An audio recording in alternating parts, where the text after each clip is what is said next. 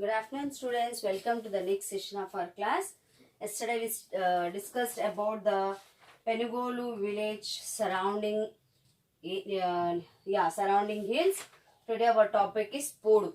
What is Podu? Let us discuss. Podu is a type of agriculture which practiced by Koyas. Okay.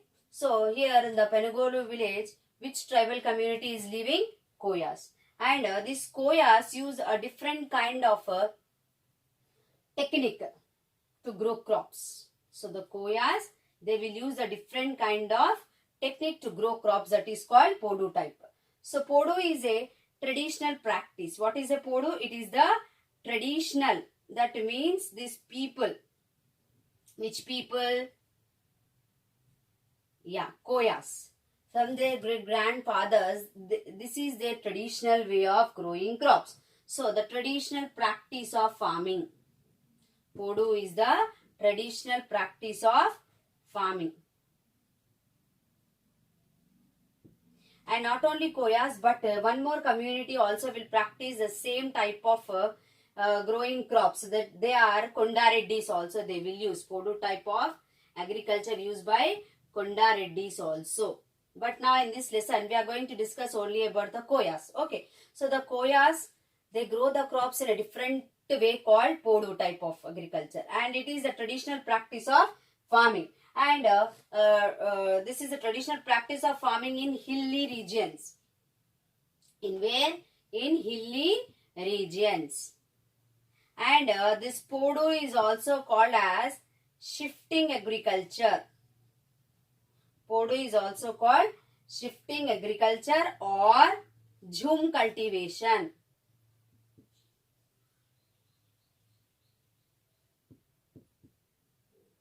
Okay, students?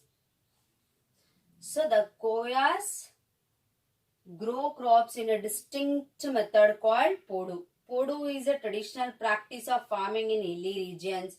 So apart from Koyas, even Kondareddis also will follow the same type of cultivation.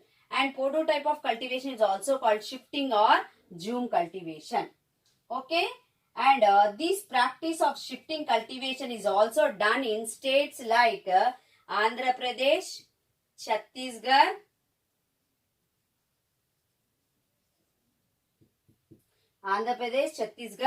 Arunachal Pradesh.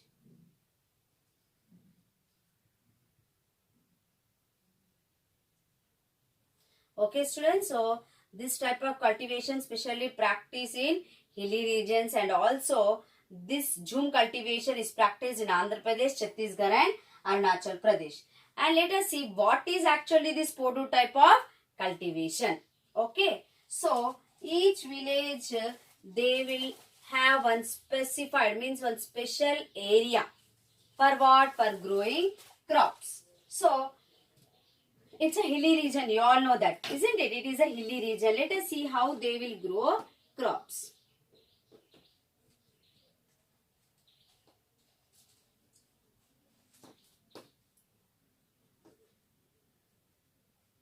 Okay. So each village has a specified area or hill that they can use for farming. So one area they will take, and in that area only they will clear the patch of forest. This is the forest only. You know, when our professors went to Penugolu village, they have seen some areas of are cleared. So that areas only this. So some of the one particular area they will choose in the forest. That area they will clean. All the trees and plants they will remove. Patch of forest they'll remove and they will burn it. They'll cut down the trees and they will leave them for drying and they will burn it. Okay. And then they grow crops on it. So what they will do, one area they will take, that they will clear, that all the trees, plants they will clear and they will burn it. And then they will grow crops here for few years. In this patch, patch means a piece of land. So what they will do, for few years they will grow crops. After that, that patch of land they will leave. Few years they'll grow crops. For example, this is big forest. In this one, many acres of land they will take. All the villages, all the tribal people in that hilly region, they all will grow crops. So after few years, they will leave this land. Again, next land they will take. Next piece of land they will take for growing crops. Okay, students. And after that, they will leave that patch of land and they will allow that land again to grow like a forest. Okay. And meanwhile, they will move. Now they left that one piece of land. Again, they'll go to the next piece of land. And meanwhile, what happens? This patch of land completely, all trees will grow. Okay. And they will go to another piece of land and again they will clear the forest. They will burn it. And they will grow crops. So this way, their farms keep shifting. So year, after few years, one piece of land they'll grow crops. For few years they will leave, again go to next piece of land. Like that they will shift. Their agriculture work they will shift. That's why it is called as a shifting agriculture. Isn't it? How will shift the house? They are shifting the agriculture. They are shifting the agriculture. Okay. So in the hills, it stops raining around November. Where it stops raining in the hilly regions, it stops raining in the month of November. It stops raining in the month of November. So then what happens when the rain stops? These koyas, they will use axe to clear patches. Patches means what? One piece of land they will take, they will clear all the trees. Okay, forest. They clear the patches of forest in the month of December because rainy season ends. The rains ends in the month of November. So in the December they will clear all the patches of forest. Okay, and they will allow that logs. Logs means now if they cut the trees, they'll get big logs, isn't it? See, for example, if tree is there, they'll cut that tree. These logs will be there. This is called logs, big sticks. So they will allow that logs to dry. So from December to May, these logs will dry. After that, what they will do, they will burn these logs. When they will burn in the month of April or May. They will burn these logs in the month of April or May. So after burning, what will be left over? Yes, exactly. The ash will be left over. Ash means budida. Okay. So what will be left over after burning these logs? Yes, ash will be left over. So again, in the month of June, it rains. When the rainy season starts, the ground is fully covered with ashes. And then what they will do in the month of June before rainy season, they will dribble. Dribble means here the ploughing will not take place because it is the hilly region. If they will start ploughing, the topmost layer of the soil will go along with the rainwater. So this topmost layer of the soil is very fertile. Fertile means good quality of the soil because in this the humus will be present. For growing crops, it's very, very useful, the topmost layer of the soil. So what they will do, they will not plough the land, just simply with the stick, with a sharp stick, they will dribble like this. They will make like these holes. And on the in that they will sow the seeds. Okay, with the sticks only, they will small holes, they will dig. So this way they sow the seeds of many crops together. See, they will not grow one crop at a time. All together at a time they grow many crops together. So this is called a broadcast method. It is called what? See, all the crops together growing. Many crops together growing is called. I will write. Many crops together growing is called broadcast method.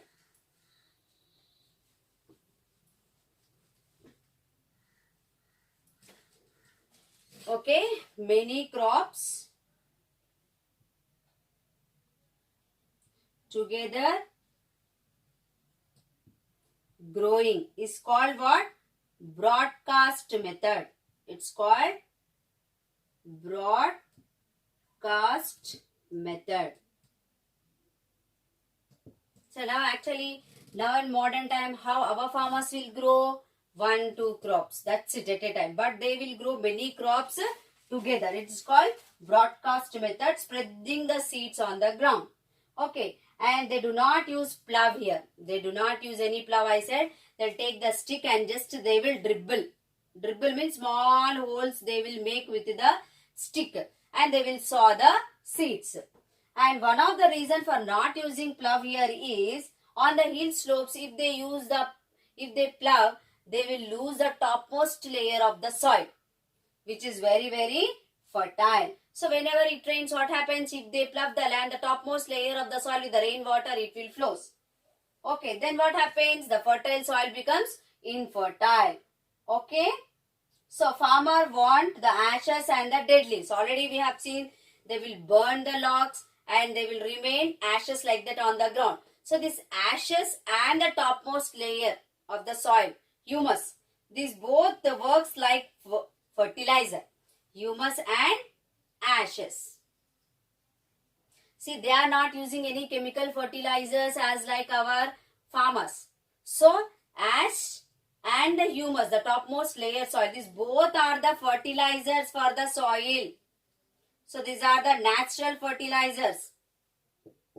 They are not using any chemical fertilizer, students. That means they are not damaging the environment. Even living on the hilly regions, they are growing crops, they are living, but they are not harming the environment. Is it good or not? Yes, it's very, very good method. Okay. And the main crops. Let us see what type of crops. So what is Jhum cultivation? They clear one patch of forest, one area. They'll grow crops. Okay, they'll cut down the forest. They will leave the logs to dry. Okay, after drying, they will burn it. Then the ash will remain on the ground. Before rain occurs, they will dribble. Just they'll make a hole with the stick and they will sow the seeds. That will do many crops together. Okay, that is called broadcast method. They grow many crops together. Okay, students, they will dribble and they will not plough the land. Why? Because whenever it rains, the topmost layer of the soil will wash away with the rainwater. So that's why they will not plough the land. Just simply they'll make a holes with the stick and they will sow the seeds. So here the humus and the ashes. Ashes means what I said? Budida. Yes, after burning what we will get? That is called ash. So this humus and ashes works like a fertilizer, students. Okay. And let us see what type of crops they will grow. In the which village? Penugolu village. Very good. See, we are very lucky that we are visiting through the lesson, through the textbook to different villages which we didn't hear also. Some of you may be heard, some of maybe you not heard, isn't it? So, let us see what type of crops they grow. So, the main crops, let us write first the main crops. What are the main crops? Let us see. The main crops are jowar. Jowar you all know very well. Jonnalu. Okay. Next, mokkajonna means corn. Okay. Then tubers. Tubers means here given dumpalu. Like potato, sweet potato. They are called tubers.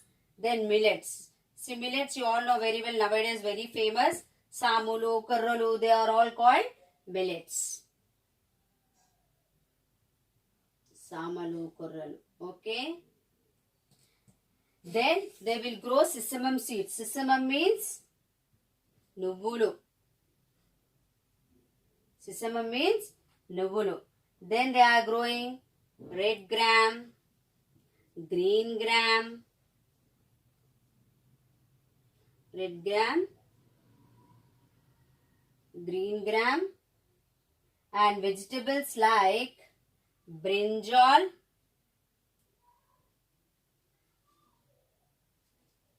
okay, then chilies, green chilies, then they are growing gongura. You know gongura? Yes. Rosalis leaves. Okay. And see, so what are the main crops here? Jowar, corn, tubers, millets, sesamum seeds, red gram, brinjal, green chilies, and gongura. These are the main crops here. Okay. And they grow mixed crops, and here irrigation only rains. Okay, so how they will irrigate? Rains. They grow mixed without any irrigation. So not water from Vamshadhara canal and all. See here, sorry. They depend upon the rains only. No irrigation here. Only they depend upon the rains. And whatever they grow, it is sufficient for them for 6 months. Whatever they grow, it's sufficient for 6 months for them. And these fields are near to the forest. Already in the forest region only, some part they will cut and use, isn't it? So, here, what will attract? Yes, exactly. The animals will attract. When they grow crops, the animals may come and spoil their agriculture fields. So, to protect their fields, these koyas, they will build guard called manche. Guard means to protect. Okay, this is called manche. Manche. So, one thin layer of cloth or something to protect that under that. See, if birds also there, not only animals, even birds will come and eat, isn't it? So that's how to protect their crops, manche. Guard, they will use nets or some cloth or some other dry leaves or something with on the top, they will put it to protect their crops. Okay, and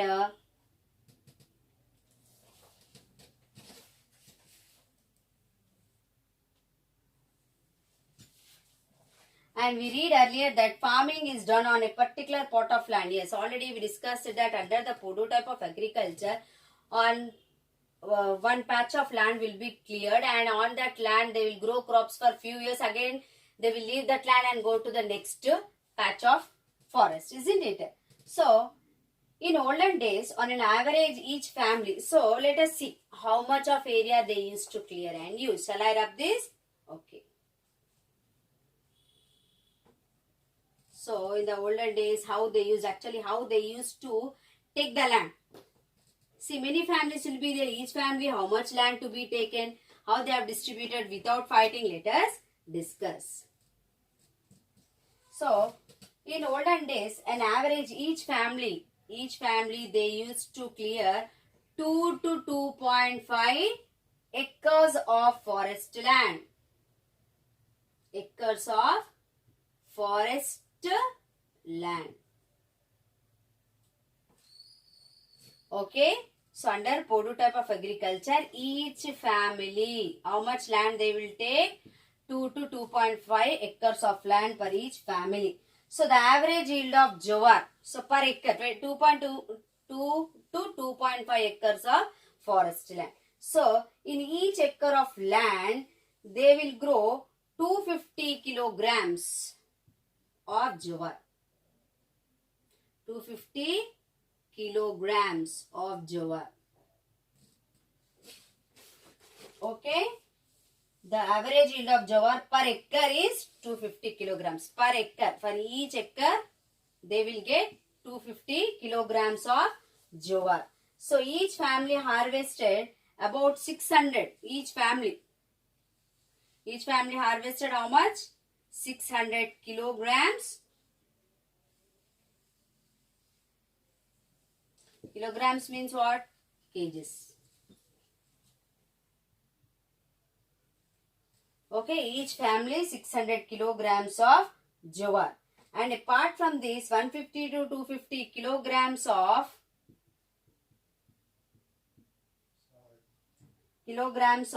millets. Understood, friends, how they have distributed land? Each family 2 to 2 acres of forest land they used to clear and use for growing crops. So, in that, per acre they will get 250 kgs of jowar. In 1 acre, 250 kgs of jowar. That means each family will get 600 kilograms of jowar and 150 to 250 kilograms of millets. Okay, so this was about the olden days.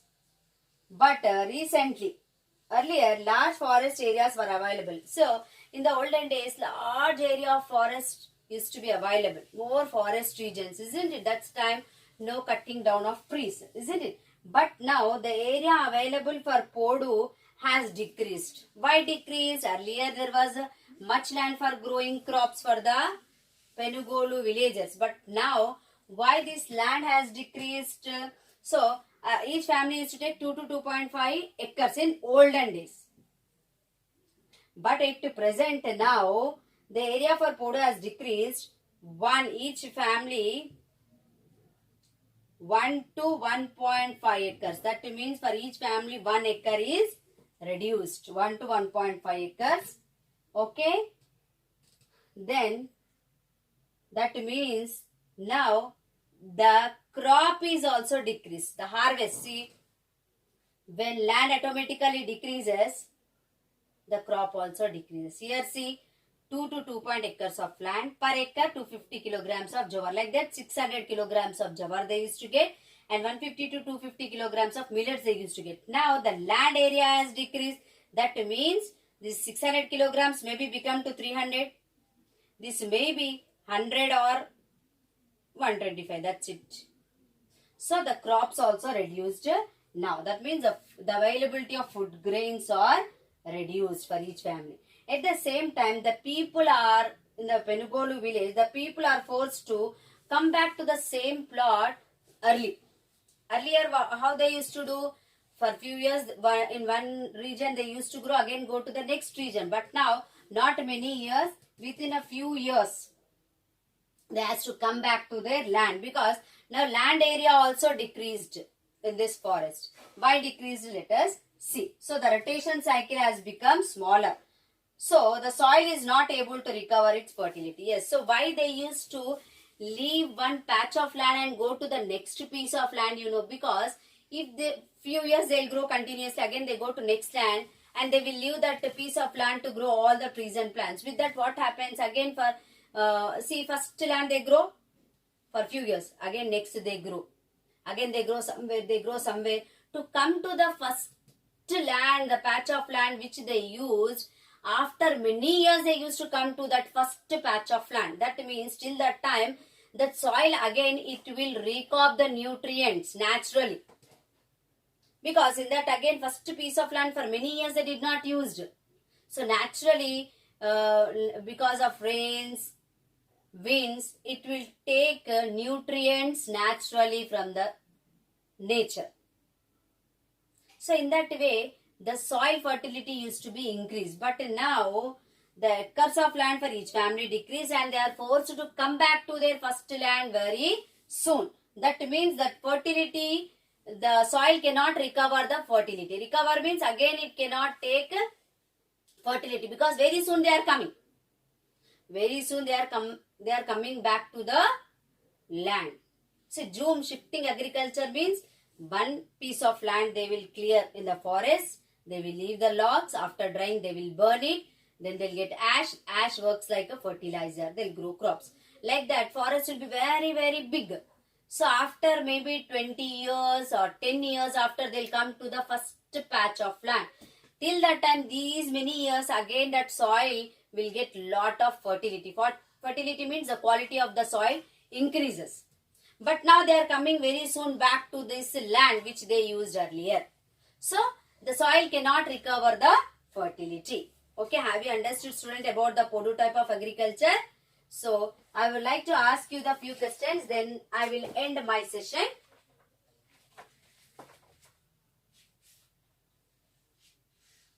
Okay.